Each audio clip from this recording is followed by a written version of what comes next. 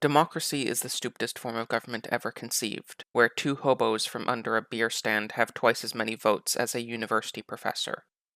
That quote is what I think more or less most people imagine when they think of critiques of democracy. And certainly, I'm sure Mr. Mikey is sincere in that belief. However, the prior quote really misses what I believe is the actual devastating critique of democracy. Saying that democracy is stupid is just a value judgment. It's essentially saying you don't like it. And so what? You don't like it, and someone else does. How does that get resolved? You can say that head counts don't create good governments, but that ultimately comes down to your personal subjective concept of what good government is. What that quote is saying is that I don't like what democracy is trying to do in the first place.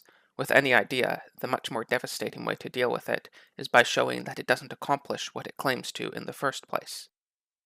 Democracy, by its most basic definition, is the rule of the people, the demos. The core of my critique of democracy isn't that democracy is bad. The idea that head counts create good government is probably a superstition, but the core issue is that democracy doesn't actually accomplish what it initially sets out to do.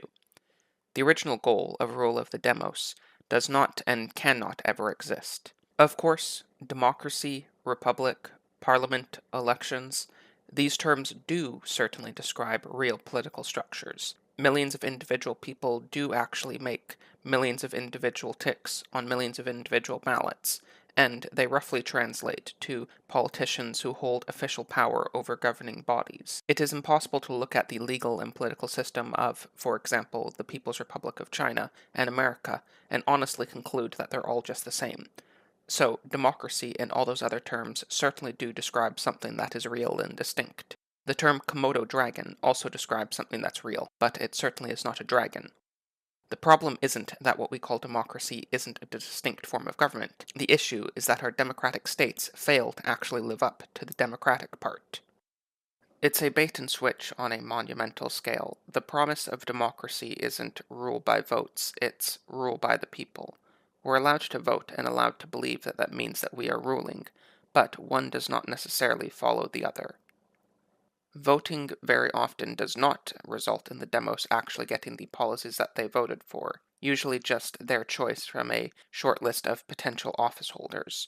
Trump, of course, being one of the most recent examples of this. Tax cuts and moving the embassy to Jerusalem may have been on his platform, but most of the actual policies that were at the top of priorities for most of his supporters, like cutting Planned Parenthood funding, the wall, and reducing illegal and legal immigration, have gotten far less attention. The answer from any apologist for democracy is that, of course, if you're unhappy with how any politician is doing, you can always vote for someone else.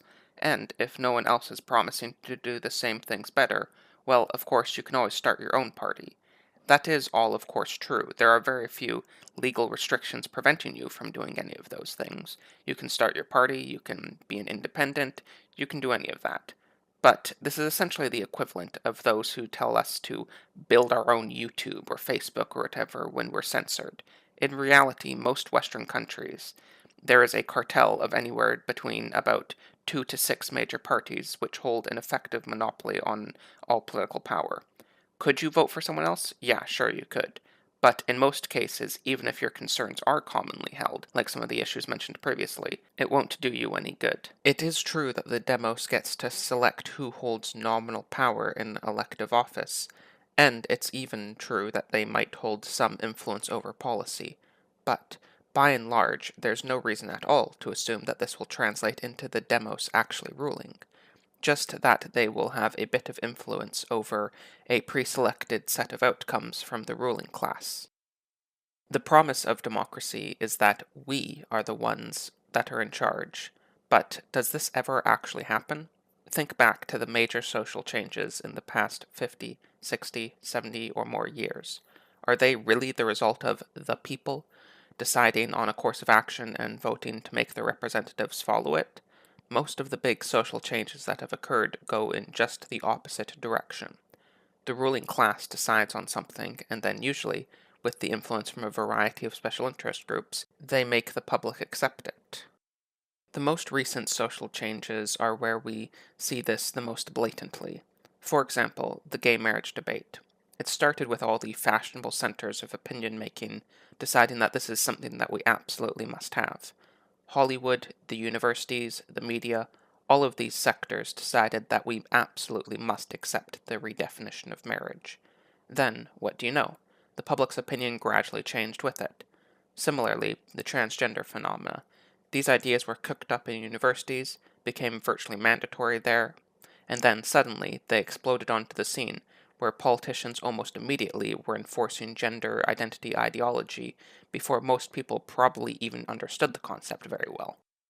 But this isn't a recent phenomena, lest we fall into the trap of thinking that democracy was functioning as intended back in the glorious 90s or before.